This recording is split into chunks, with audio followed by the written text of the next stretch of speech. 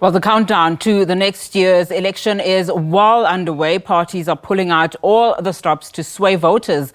Yesterday, EFF leader Julius Malema was in Breyten, Mpumalanga, to thank supporters after the party won a award in recent by-elections.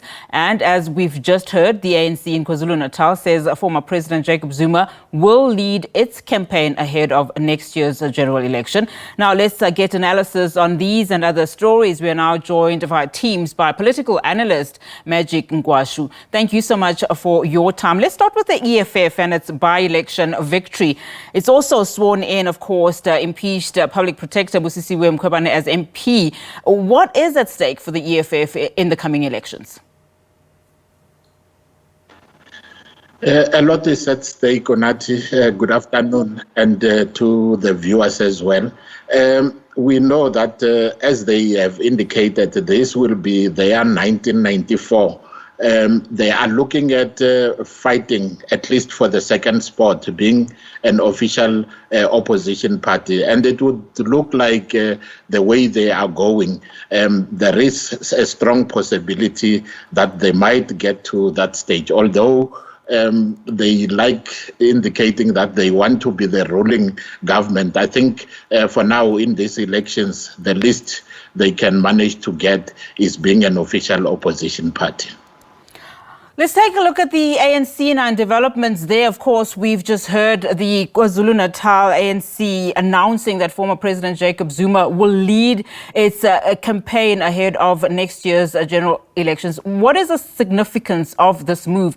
And of course, just touching on the former president's utterances of divisions within the party. It's a bit confusing because the other time the SG of the party, Fikile Mbalula, indicated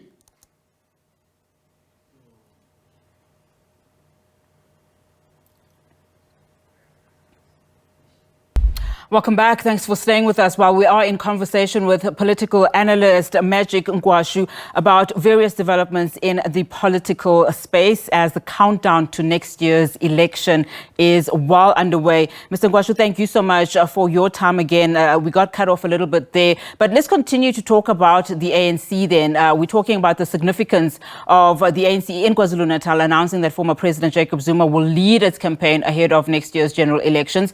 And of course, his utterances, on the one hand, he says there are divisions within the party, but on the other hand, he is encouraging ANC members to go out in their numbers and mobilize people to vote for the ANC. What do you make of these?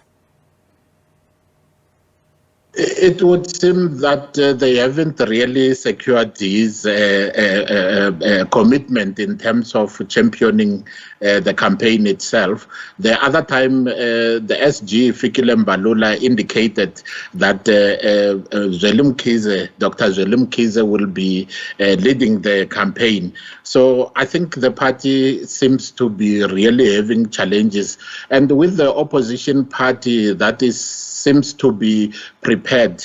You remember that DA as well as IFP, they are working together in order to bring the numbers down of the ANC. EFF is not doing that bad as well in that province. I think ANC is really facing a huge challenge going into these coming elections. Well, as we've indicated, parties are pulling out all the stops to try and sway voters ahead of those crucial elections. Looking at and staying with KwaZulu-Natal, just talk to us a little bit about this particular strategy in terms of bringing in former President Jacob Zuma. I mean, is this a concerted effort within the national ANC, or are we seeing a kind of division between or a pullback between provincial and national here, saying we will bring in this individual because we are in trouble as a party? There's clearly a division because it is the PEC of KZN who seems to want to bring him as someone who will be championing the campaign. But the SG, Fikile Mbalula, has already indicated that Zweli Mkhize will be taking the lead in order to champion the election campaign of the KZN ANC. So there's a clear division, and this is going to cost them, since the opposition seems to be well structured in their approach of bringing ANC to less than 50% in that province. Let's look at the partnership that already we know that the IFP is enjoying or wants to with the DA in KwaZulu-Natal, but also strategically from a national perspective. The partnership, I think it's going to work well.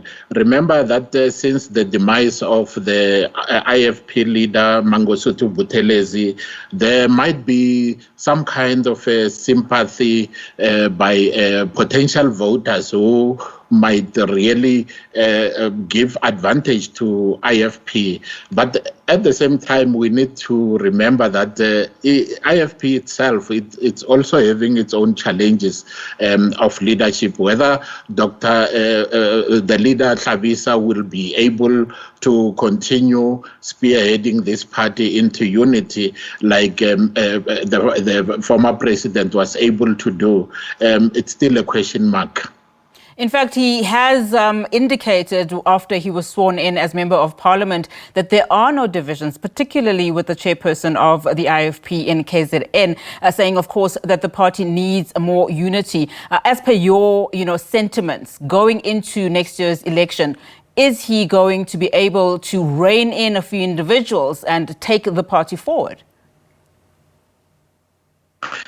It's going to be difficult. Remember, even the IFP Youth Brigade, they are not in favor of the multi-party coalition, which IFP went into at the national level.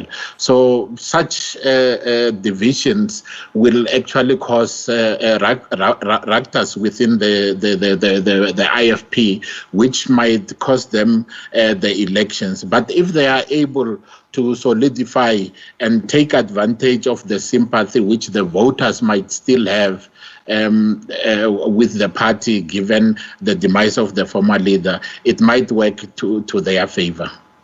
Mr. Nkhwashu, thank you so much for your time this afternoon. Really do appreciate it. Political analyst there, Magic Nkhwashu, for us.